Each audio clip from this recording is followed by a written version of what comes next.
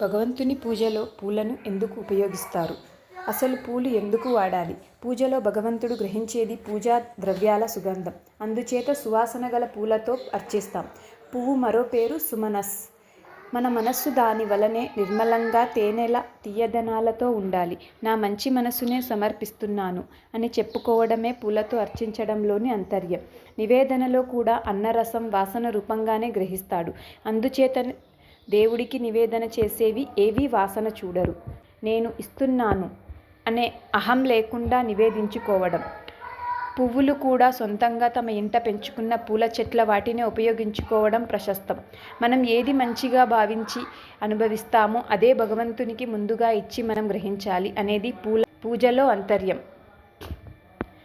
ఆ వస్తువు మనం తయారు చేసింది కాదు. అందుచేత మనది కాని వస్తువు ఎవరిదో వాళ్లకు ఇచ్చి అనుమతితో గ్రహించడంలో ఒక వినయం, కృతజ్ఞత ఉంటాయి.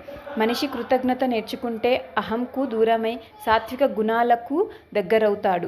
క్రమంగా సద్గతి పొందే విధానం ఇది. వృక్ష సంపదలో పూలు ప్రకృతి ఇచ్చున్నది. నిర్మలమైనవి, అందమైనవి, కోమలమైనవి, సుకుమారమైనవి. మనిషి ఆరాధించు భగవానుని రూపం ప్రకృతి ప్రతిరూపం.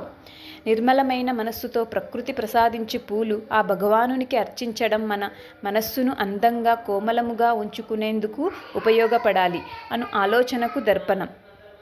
భగవంతుని పూజకు ఏ పూలు శ్రేష్టమైనవి? సువాసన గలవి అయిన పువ్వులు భగవంతుని పూజకు ప్రశస్తమైనవి. మనకు మిక్కిలి ఇష్టమైనవి మనకు బాగా కావలసిన వాళ్లకు ఇస్తాము. భక్తిపూర్వకంగా సమర్పించిన మనకు అతి ప్రియమైన వస్తువును దేనినైనా భగవంతుడు సంతోషంగా స్వీకరిస్తాడు.